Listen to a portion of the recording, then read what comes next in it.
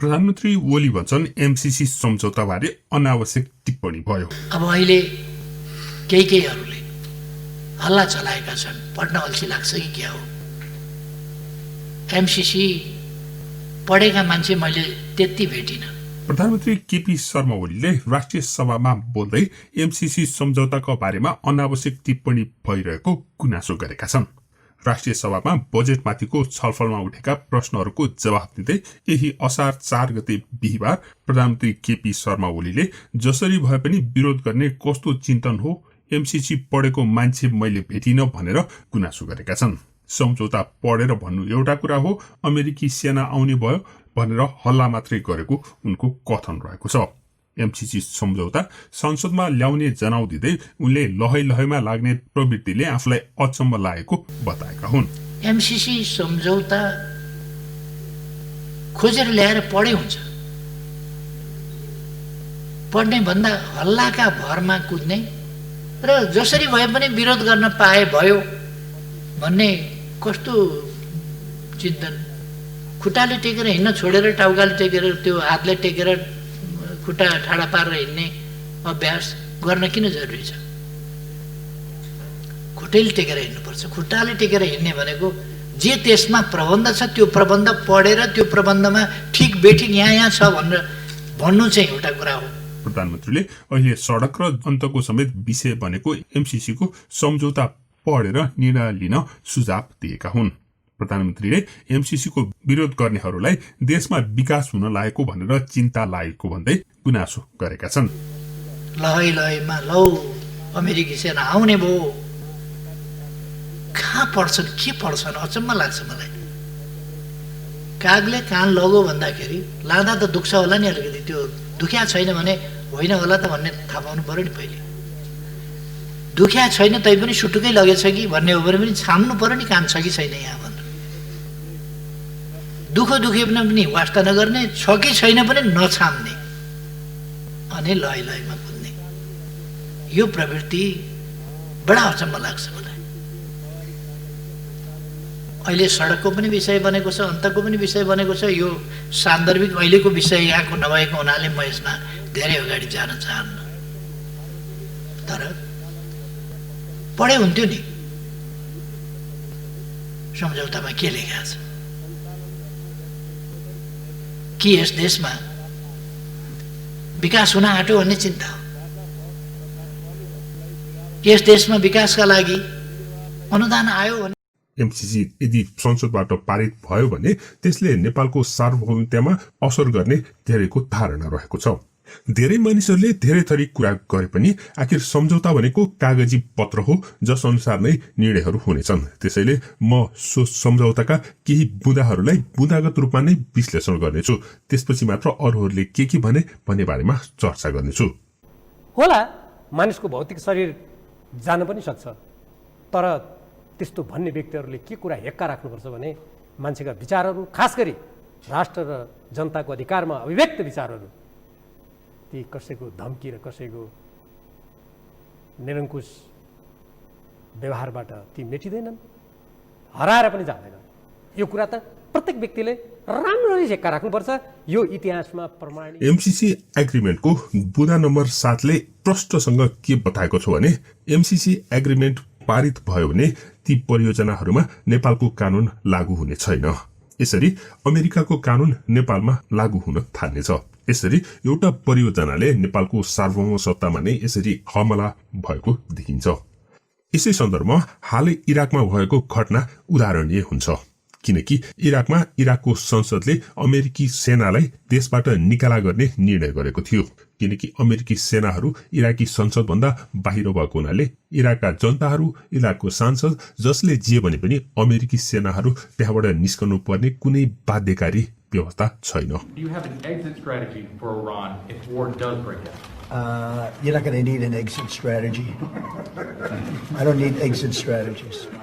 नेपालमा पनि यदि एमसीसी लागू भयो भने सो परियोजनाको मामलामा हाम्रो संसद पनि इराकी सांसद जस्तै निकममा बन्न जानेछ। त्यस्तै आर्टिकल नम्बर 3 अर्थात् बुँदा नम्बर 3 मा सो परियोजना अन्तर्गतका बौद्धिक सम्पत्तिहरूमा नेपालको नभएर अमेरिकी सरकारको स्वामित्व रहनेछ। अनि बुँदा नम्बर 3 मा नै त्यसमा भएका लेखा परीक्षणहरू पनि नेपालले गर्न नपाउने छ। अमेरिकाकै कम्पनीले मात्र लेखा परीक्षण गर्न पाउने बुँदा राखिएको छ। त्यस्तै बुँदा नम्बर 5A मा नेपाल भारतको एक अंगको रूपमा नेपाललाई परिभाषित गरिएको छ।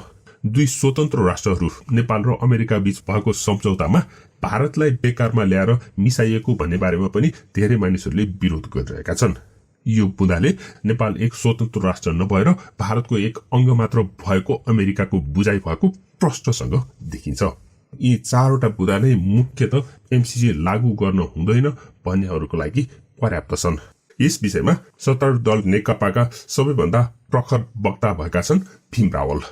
अनि यसरी सरकारको विरोध गरेको भन्दै नेता भीम रावलले आफूलाई बालुवाटारबाट ज्यान मार्ने धम्की आएको दाबी पनि गरेका छन्।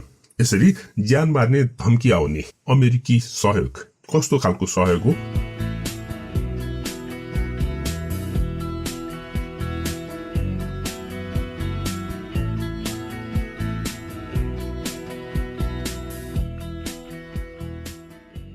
(2007) सालपछि भारतले नेपालमा भारतीय सेना पठाउँदा उसले पठाएको नभनेर नेपाल आफैले बोलाएको भन्ने पारेको थियो।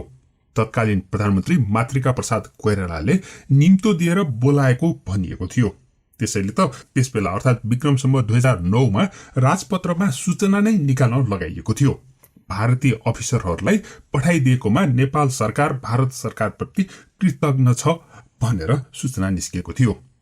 यो सूचनाको पूर्ण पाठ सुनाउनुभन्दा अघि अमेरिकी राजदूतले एमसीसी को बारेमा नेपाली भाषामा भनेको यो भनाइ सुनौ है त। नेपालको नेतृत्वको आग्रहमा अमेरिकी सरकारले सन् 2012 देखि नेपालसँग मिलेर एमसीसी कम्प्याक्टको योजना विकासको काम सुरु गरेको हो। एमसीसी लाई अमेरिकाले दिएको नभएर नेपालीहरू आफैले मागेर ल्याएको भनेर प्रचार गर्नु र तत्कालीन समयमा भारतीय सेनालाई नेपालमा बोलाउनु उस्तै उस्तै जस्तो देखिन्छ।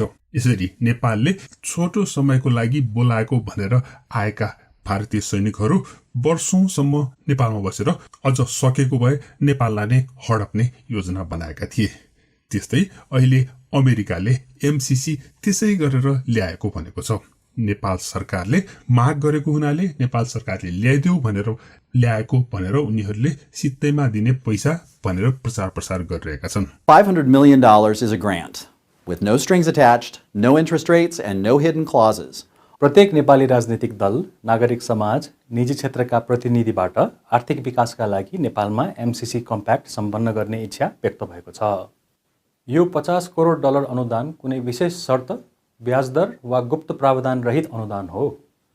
नेपालले गर्नुपर्ने भनेको सहमति भइसकेका परियोजनाहरूमा उक्त रकम पारदर्शी रूपमा खर्च गर्न प्रतिबद्ध हुनु मात्र हो। त्यसमा पनि अमेरिकी राजदूतले सकी नसकी नेपाली भाषामा तिमीहरूले मागेको हुनाले ल्याइदिएको हो भनेर भन्नुमा अनि त्यसपछि ती सबै पैसा सित्तैमा दिने हो, ऋण होइन भनेर भन्नुमा पनि केही न केही त पक्कै पनि लुकेको छ होला। पढे हुन्थ्यो नि सम्झौतामा के लेखा छ। सो सम्झौतामा भएका बुँदाहरू के लागेको थिए। यसरी केलाउँदा भीम रावलले भनेका कुराहरू सबै नै कुराहरू ठिक देखिन्छन्, तर तिनै बुँदाहरूलाई अपव्याख्या गरेर भीम रावलको कुरालाई झुटा बनाउन पनि सकिने रहेछ। सो सम्झौतामा लेखेको भनाइहरू त्यसरी नै मिलाएर लेखिएको रहेछ। त्यसपछि यो भिडियोको लागि चाहिँ प्रोग्राम डिस्क्रिप्सनमा भनिएका भनाइहरू नै प्रश्न पार्दा सबै कुरा प्रश्न हुने जस्तो लागेको हुनाले प्रस्तुत छ प्रोग्राम डिस्क्रिप्सनमा भनेका भनाइलाई छोटो विवेचना। सो प्रोग्रामको उद्देश्य गजब राम्रो रहेछ, नेपालको आर्थिक स्तर बढाउने, त्यसको लागि विद्युत उत्पादन बढाउने र लोड सेडिङ कम गर्ने भनिएको रहेछ। लोड सेडिङ हटाउने होइन, कम मात्र गर्ने भनेर भनिएको छ। त्यो काम त कुलमान घिसिङले गरिसकेका छन्। अहिले 8 घण्टासम्म सट्टा 10 घण्टा लोड सेडिङ गरेको भए चाहिँ यति समाचार बन्दैन थियो होला है। तर चाहिँ यो सब लोड सेडिङ अचानक हराउँदाखेरि चाहिँ ठुलो समाचार भयो। लोड सेडिङ सकिएको घोषणा गरेको पनि वर्षौं भइसक्यो भनेपछि यो एउटा न्यू मात्र रहेछ। अझ भारतसँग विद्युत सम्झौता गराउन पनि अमेरिकाले हस्तक्षेप गर्ने भनेर लेखिएको रहेछ। हाम्रो विद्युत हाम्रो छिमेकी भारतसँग व्यापार गर्न अमेरिका किन आउने हो त्यो पनि प्रश्न बुझिँदैन। त्यसपछि बोर्डरको कुरा ठाउँ ठाउँमा उठाइएको छ। बोर्डरमा हुने व्यापारमा अमेरिकाको चासो रहेछ। नेपालले कसरी व्यापार गर्छ भन्नेमा उनको चासो त्यहाँ लाग्ने कस्टम ड्युटीमा अनि बोर्डर इन्फोर्समेन्टको कुरा पनि गरिएको छ। बोर्डरमा इन्फोर्समेन्ट भन्ने बित्तिकै सैनिक निकाय अन्तर्गतको कार्य हो अनि यो स्ट्रेटेजी भारतसँग सरसल्लाह गरेर ल्याइएको भनेर पनि प्रष्टसँग लेखिएको छ। त्यसैले यो सम्झौता भनेकै भारत र अमेरिका दुईटाको मिलोमतामा नेपालको बोर्डरमा हुने व्यापार र बोर्डर इन्फोर्समेन्ट सम्बन्धी कार्यको लागि यो सम्झौता गरिएको रहेछ। बोर्डरमा पनि नेपाल र चीन बीचको बोर्डर हो अथवा नेपाल र भारत बीचको बोर्डर हो भन्ने प्रष्ट रूपमा लेखिएको छैन। यति भएपछि बुदागत रूपमा जे भनिए पनि जसरी आँखामा छारो हालिए पनि रवि लामछानेले भनेको कुरा मलाई एकदमै ठिक लाग्यो। मिलेनियम च्यालेन्ज कर्पोरेसन एमसीसी बारे धेरै टीका टिप्पणी हुन थालेको छ। मानिसहरू यसको समर्थन र विरोधमा बाँडिएका छन्। एमसीसी का केही बुदालाई लिएर आपत्ति सहितका टीका टिप्पणी भइरहेका छन्। यसको बुदा खेलाउने काम पछि कुनै एपिसोडमा गरौँला, तर कसैले कसैलाई बिना शर्त, बिना आफ्नो फाइदा र बिना स्वार्थ गाली पनि गर्दैन भने अमेरिका जस्तो देशले 51 अर्ब पैसा त्यत्तिकै दिन्छ भनेर सोच्नु चाहिँ मूर्खता हो। तर यो सोच्ने भूल कदापि नगरौं कि अमेरिकाले नेपालको विकास भएन भनेर पीर मानेर बिना शर्त 51 अर्ब लाउ भनेर दिनेछ। आज हामीले हाम्रो देशको हैसियत नै यस्तो बनाएका छौं कि ऋण दान अनुदान दिनेले शर्तमाथि शर्त राखिदिन्छ। 22 वर्षसम्म मेलम्ची बनाउन नसक्ने हामीलाई विकास आयोजनाका लागि अनुदान दिने देशले त्यत्तिकै पैसा दिन्छ। 5 वर्षमा सम्पन्न। त्यसैले एमसीसी देशको हितमा छँदै छैन। बुदा केलाएर कुनै फाइदा पनि छैन। अमेरिकाले ती बुदालाई आफ्नो अनुकूल हुने हिसाबले लेखेको छ। बुझाउँदा एउटा अर्थ लाग्न सक्छ, कार्यान्वयन हुँदा अर्कै अर्थ पनि लगाउन सकिन्छ। अनि बुदामा भनेकै हिसाबले काम गर्छ भन्नेमा कुनै ग्यारेन्टी पनि छैन। Do you have an exit strategy for Iran if war does break out? You're not going to need an exit strategy. I don't need exit strategies. उसको पैसा उसको तरिका हामीले औँला उठाउन पाइँदैन भनेर ठाउँ ठाउँमा लेखिएको छ।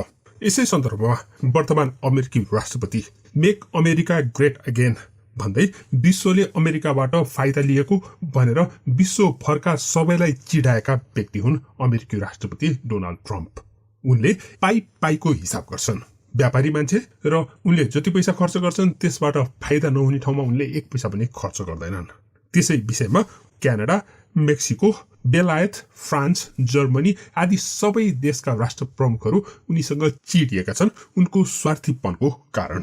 त्यस्तै चीनले फाइदा लियो भनेर चीनसँग व्यापार युद्ध गरिरहेका ट्रम्पले नेपाललाई सित्तैमा अरबौं डलर सहयोग दियो होला भन्ने कुरामा कसैको लागि पनि विश्वसनीय कुरा चाहिँ हुँदै होइन।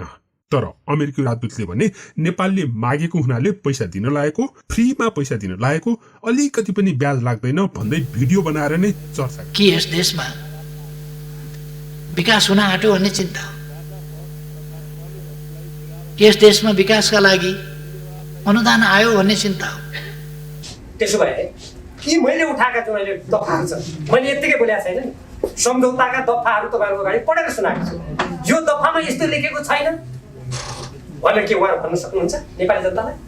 या त्यहाँ लेखेको ठिकै हो भन्नुहोस् न त। त्यसो भए अर्को देशमा सोधेको पनि ठिकै हो। नेपालको संविधानलाई कुल्चेर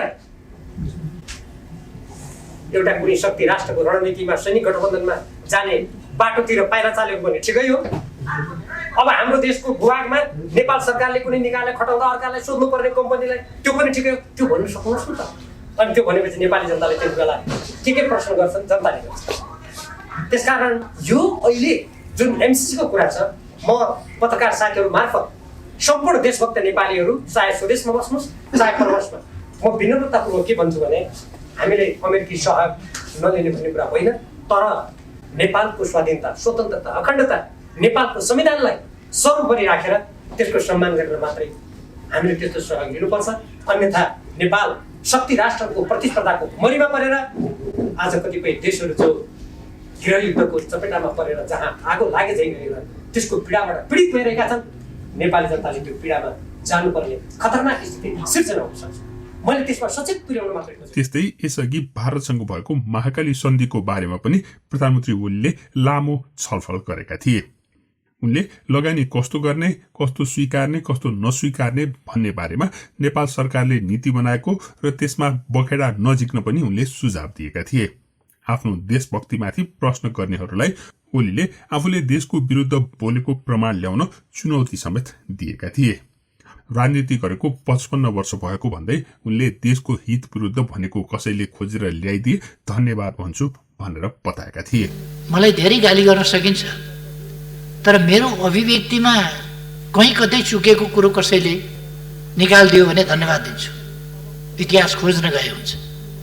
55 वर्ष भयो मैले राजनीति गरेको, यो 55 वर्षको इतिहास खोज्न गए हुन्छ। खोजेर एउटा शब्द कहीँ त्रुटिपूर्ण निकालिदिए हुन्छ। 48 सालदेखि म संसदमा छु। संसदमा बोलेका कुराहरूको त्रुटिपूर्ण भनाई, देश हितको विरुद्धको भनाई, जनताको हितको विरुद्धको भनाई, सत्ता पक्षमा हुँदा होस् प्रतिपक्षमा हुँदा होस्, मैले प्रतिपक्षको हिसाबले सत्ताको आलोचना गर्नुपर्छ भनेर त्यसरी बोल्ने गरेका थिएन, छैन। त्यसकारण म भन्छु कि त्यसरी निकालिदिनु भए हुन्छ यदि कसैले सक्नुहुन्छ भने। त्यो सम्भव छैन। प्रधानमन्त्री ओलीको भनाई र एमसीसी को बारेमा तपाईँ के भन्नुहुन्छ? कृपया कमेन्ट गर्नुहोला। धन्यवाद।